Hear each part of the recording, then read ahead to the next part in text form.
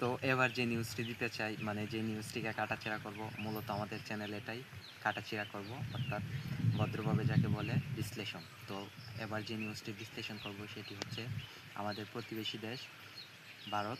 সেই ভারতেই বিশাল বলা যায় যে বিস্ফোরণ চলছে। কীরকম? পাকিস্তান অকুপাইড কাশ্মীর পিওকেতে এই মুহূর্তে ভয়াবহ দাঙ্গা চলছে। আমরা যেরকম দেখেছি 2024 সালে আমাদের দেশের সরকার পতনের যে আন্দোলন হচ্ছিল, এইরকম বলা যায় না, কিন্তু এই সিমিলার আন্দোলন চলছে পিওকেতে। পিওকেতে কি হচ্ছে? পিওকেতে যেই পাকিস্তান সেনাবাহিনী, তারা জঙ্গি দমন আইনে সেখানে তারা জঙ্গি দমন করছে, কিন্তু ভারতীয় মিডিয়া সহ অন্যান্য মিডিয়া এটিকে এমনভাবে ফলাওভাবে প্রচার করছে, ইন্ডিয়া টুডে, এনডিটিভি, তারা এমনভাবে এটিকে প্রচার করছে যেন সেখানে কি না কি হয়ে গেছে। কিন্তু তাদের দেশেই যে তারা মুসলিম নিধন করে সেটি কখনোই তারা প্রকাশ করবেও না। আপনারা দেখতে পারবেন যে আমি এই সাইডে দিয়ে দেব কীরকম যে প্রতিদিন কীরকম পুশিং হচ্ছে বাংলাদেশে। প্রতিদিন 250 থেকে 500 লোক বাংলাদেশে তারা পুশিং করছে। কাদের পুশিং করছে? তারা মূলত ভারতীয় মুসলিম। তারা ভারতীয় মুসলিম, কিন্তু তাদেরকে তারা রাখবে না। আপনারা জানেন সেখানে আছে উগ্র হিন্দুত্ববাদী সরকার, বিজেপি, আরএসএস। ওই আরএসএসেরই যে আরএসএসকে তারা বলে রাষ্ট্রীয় স্বয়ংসেবক সংঘ, কিন্তু মূলত এটি এটি একটি রাজনৈতিক সংঘের মা বাপ।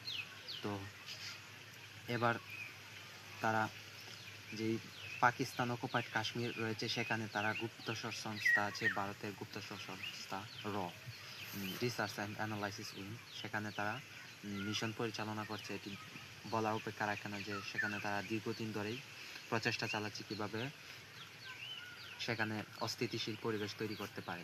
সেই অস্থিতিশীল পরিবেশ তৈরি করে পারে না, তার ইতিমধ্যেই সেটি করে ফেলেছে।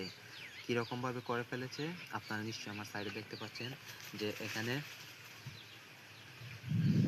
পাকিস্তান অকুপাইড কাশ্মীরে তারা সেখানে আন্দোলন করছে, এবং আন্দোলন করছে, এটা তো বলা যায় না যে আন্দোলন করছে তো পাকিস্তানি লোকরাই, কিন্তু সেখানে কিসের জন্য আন্দোলন করছে? খাদ্যের দাম বেড়ে গেছে, মানে যাকে বলে ইনফ্লেশন।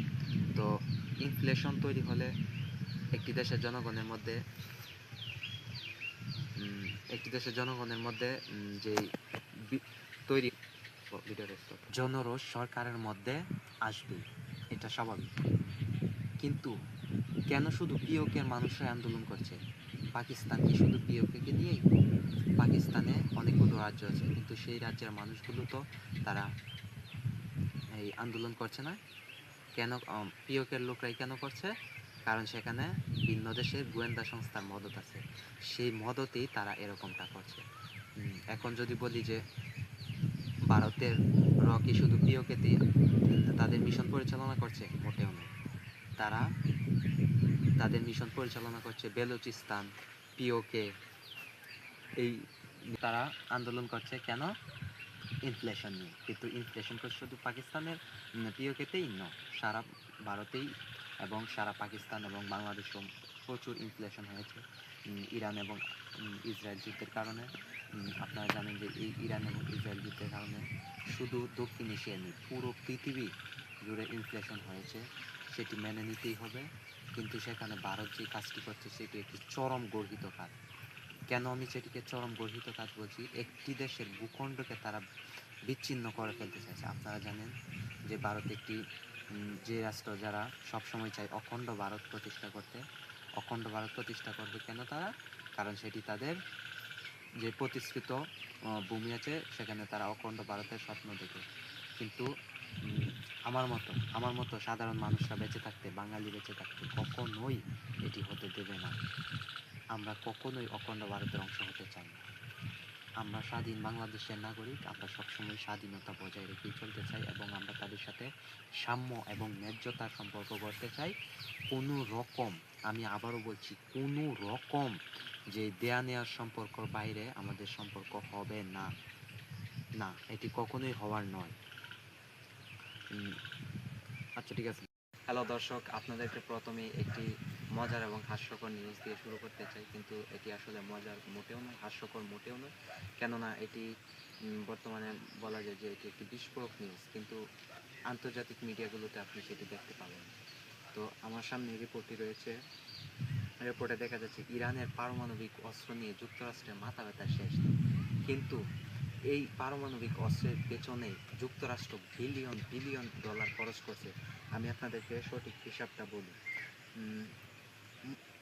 গত বছর অর্থাৎ 2025 সালের যে পারমাণবিক অস্ত্র খাতে যুক্তরাষ্ট্র ব্যয় করেছে মোট 119 বিলিয়ন ডলার।